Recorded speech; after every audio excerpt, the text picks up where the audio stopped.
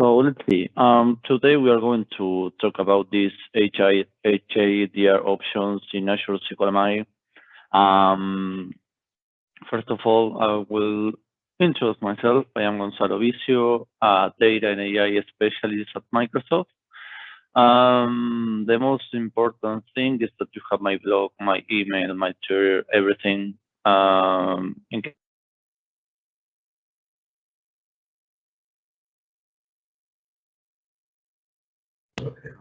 Do you hear me? Do you still hear me? Yeah. Okay. Yes, please go ahead. Okay. Sorry, I have a problem with my headset. As I mentioned before, I work at Microsoft. You have my contact, my blog. Today, we're going to talk about these HIDR things. This is starting to be very, very critical for our business. So let me move to one second introduction. So first of all, we're going to talk about an introduction in Azure SQL MI. We're going to review very quickly because my friend Javier is going to talk about this later. Then we're going to see the different options that we have. We will review some architecture things. And that's it. And I will try to show you at least a new feature, which is called linked in Azure SQL MI, which will allow you to connect an Azure VM to Azure SQL MI directly. A very quick introduction. I'm not going to talk a lot about this because Javi is going to talk about this later. The different Azure SQL options that we have today to choose. We have the typical VM. It will be the same VM that we have in on-premises. Azure SQL MI, the option that we're going to talk today, it's almost 100% compatible. Let's say that you want to host your database in a service instead of a VM. I want to forget about, for example, migrating my VM, my SQL Server. If I want to avoid, for example, backup executions, I don't care about that. Well, Azure SQL MI, from my point of view, is the best thing. Or you have a different service called Azure SQL Database, which allows you to have a database as a service. With some limitation, I would say, in case that you want to use this option, you need to know that, for example, cross database queries will not work. If you want to have jobs, again, cross database queries, you will have to use external services. But anyway, if you need a database, you can choose this option. As I mentioned before, these are the things that you will have to take care in case that you choose an Azure VM, Azure SQL MI, Azure SQL Database, etc., etc., etc. For me, honestly, the most important thing, or one of the big things that I talk to customers every time, is that if you choose, for example, a service, you will forget about to migrate your system again. So in case that you want, for example, to avoid a future migration, you can choose a service that can be Azure SQL MI or Azure SQL Database. Or, for example, the backups thing. I know that backups are sometimes headache. So if you choose a service, that will help or that will solve that problem. What are the right paths? Well, here you have some information that you will be able to see. Again, we are in a new era. I would say that we need to talk about hybrid solutions. Sometimes that hybrid solutions means that, hey, we want to use the cloud, but also we want to use our data center because of some regulations, because our business wants to use their data center. So in case that you have this limitation, in case that you have some regulations and you need to have the data in on-premises, you can use Azure. It's a different option that will, I would say, implement Azure Cloud on your data center, and one of the options is Azure SQL MI. So in case that you are thinking on a hybrid scenario in where you have Azure as a cloud, you can also have Azure on your own data center, and you can choose Azure SQL MI. Very quick service tiers. We have general purpose, we have business critical. There are some options or different options. The most important thing that we are going to cover today is about high availability, and one of the things that you need to know that Just 1 second. See, I forgot to isolate it. One of the things that you need to see is that by default, Azure SQL Managed on the business critical tier will have something special inside that we're going to cover today, which is a special high availability using availability group always on. I don't know if you are not familiar with that technology, but that technology has more than 10 years, more or less. It will help you to synchronize different databases between different replicas, I would say, between different servers. So we have on the business critical tier, I mean, imagine that if I talk about a tier, it's like you are assigning, for example, cores or memory to your service, to your VM between quotes. So here, in order to choose these different tiers, we have the general purpose or we have the business critical. Obviously, as the name is saying, the business critical will fit for in case that you need intensive I/O, intensive memory, intensive CPU. That will be the best. But the thing is that if you choose business critical, there is an internal high availability that will allow you to have a secondary replica, for example, to move your reads. That is by default, you don't need to pay anything, and that honestly is awesome. Whenever you need to offload your reads, this will be enabled by default. So, I mean, in case that you choose business critical. For general purpose, there is another internal HA that we're going to see in a few, but I wanted to tell you what are the options that you have, at least from HA perspective. I know, Ms. Bob, in case that you see any question, just let me know. Or interrupt me, I don't have any problem. The most important thing is if the people has any question. Yeah.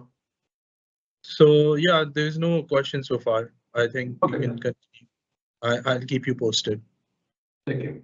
So, talking about high availability itself, no more introduction. I chose to show you architecture examples because these are the things that I see in a daily basis. Sometimes, for example, we have for different applications or services or microservices today, we have different zones or regions because based on the business requirement, we need to choose one region or the other one. On this example, as you can see, there is an active region and a standby region, but the most important thing that I wanted to tell you is that if you need to protect your service against region outages, the thing is you will not be able to write on both sides at the same time. Today, the only technology that allows you to do that is Cosmos DB, but not Azure SQL Managed. So in case that you have this example here, the thing is, in case that you have, for example, here the Azure front door, for example, and you have like a redirection between the requests, you need to know that if you choose, for example, to move the traffic between the different regions at the same times in order to load balance the request, and you're here, the thing is this will start and the request will write on the other region. So if you're going to choose this path, believe me that I saw this a lot. You need to know that from one region you're going to write on the other region. But in case that your application, in case that your workload will be more, I would say, read than write, let's say 90% read, 10% write, you can choose both regions. You can use, for example, one of the features that we're going to see today, which is auto-failure group, that will allow you to have two different instances, two different services in two different regions. But honestly, this is very normal. I receive questions a lot about this, but I wanted to mention that in case you need to have two regions because of some protection against a region outage, you need to know that you are not going to write in both sides at the same time. Another example, for example, let's say that you need to protect your service in a zone level, I would say. You know that by default, you can choose now on all of the regions, different zones that will be small data centers on the same region. And for example, let's say that you're using VMs in Azure to host your SQL Server. And let's say that you want to replicate this architecture, but on the Azure SQL MI side. The thing is, what can you do? Well, for example, you can choose business critical, because business critical will create different VMs on the same side. I mean, today it's not available as it is in Azure SQL Database that you can choose some redundant where you will be deploying different VMs in different zones. So you can choose or business critical that will create 4 nodes, or you can choose out of failover group, but that will be in another region. So what can you do today? Or use Azure SQL Database with some redundant feature enabled that will create different nodes in different zones, or you can choose the business critical. High availability, as I mentioned before, we have 2 ways, or we use business critical with the internal high availability, or you use out of failover group. I know that there is a bunch of people that loves transactional replication, but that is not HIDR. You can use replication here in Azure SQL MI, but that is not HIDR. You can use features like of shipping. You can use, as I mentioned, the one that I mentioned before. But that's it. As we spoke about before, internal high availability, this is by default. You don't need to do anything. Every time that you click create, you will see that this will be created. In case that you choose general purpose, the internal high availability will be a pool of redundant nodes. So in case that something happens to the active compute nodes, automatically a redundant node will come up and it will be moved to the active compute nodes, replacing the one that failed. Obviously that, I mean, in that time, there will be a small downtime because there will be a failover internally. But I mean, this is how it is protected, the service in general purpose. What about the other one, the very interesting one, the business critical? As I mentioned, you will have an always on availability group topology here. So as I mentioned, you will have the first or the primary node, the primary replica that will allow you to read and write sessions.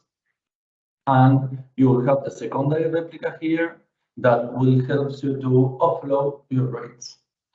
I mean, where are these replicas located? On the same region, on the same zone, as I mentioned. In Azure SQL Database, if you choose some redundant, each of these nodes will be in different zones. But in Azure SQL MI, everything will be on the same zone, on the same region.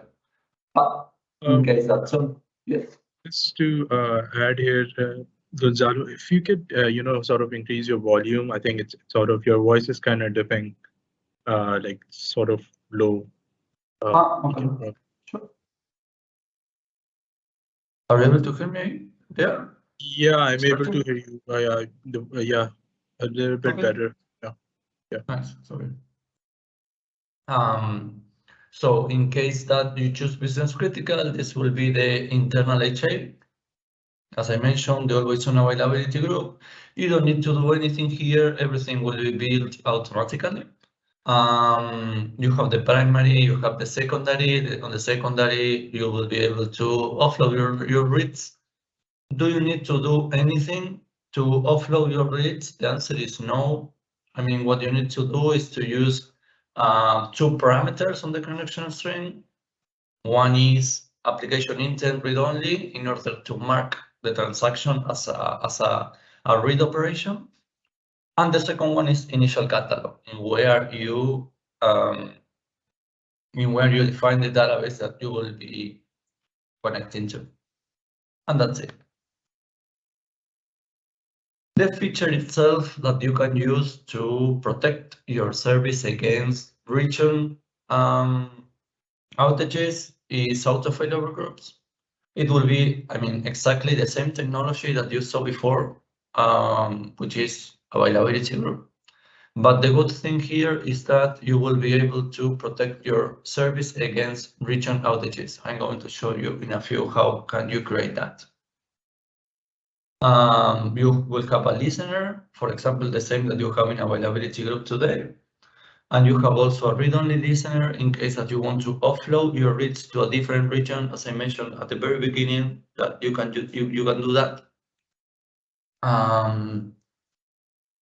Some components, the listeners that I mentioned, in case that, well, I will go on that thing in a few. Very important limitations that I wanted to mention is that, for example, hey, I choose an auto failover group name for the listener, an auto failover group for the service itself. Can you rename that listener? Can you rename that auto failover group? The answer is no. In case that you want to do that, you will have to break everything, build it back. Another very important thing is that, let's say that you have your service, you have a problem in a database and you need to restore the database, replacing the existing one. Can you do that?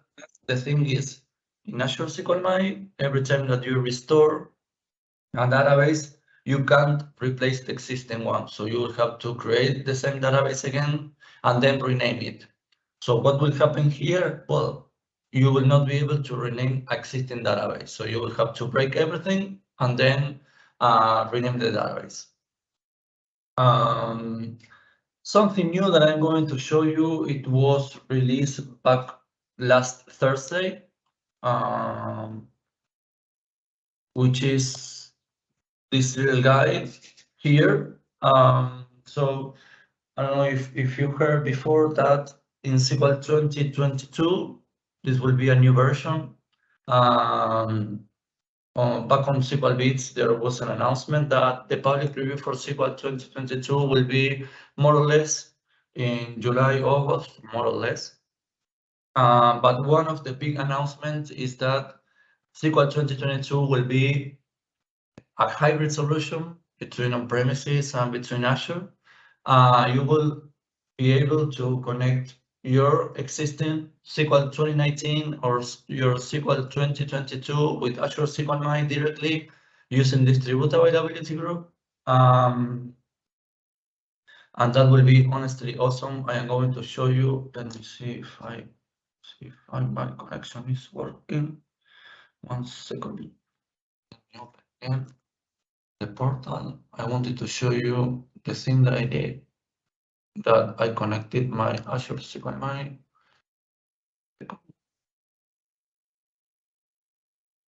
I open it, but as you, let me see. 1 second. Because this little guy is not working. Okay. Yes, done. All right. Yeah, I think Gabriel is with us as well. No. Nice.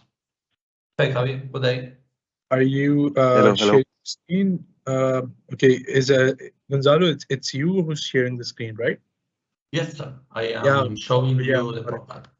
Yep. Okay, so yeah, we're gonna start with the JBS this session in a couple of minutes. Okay.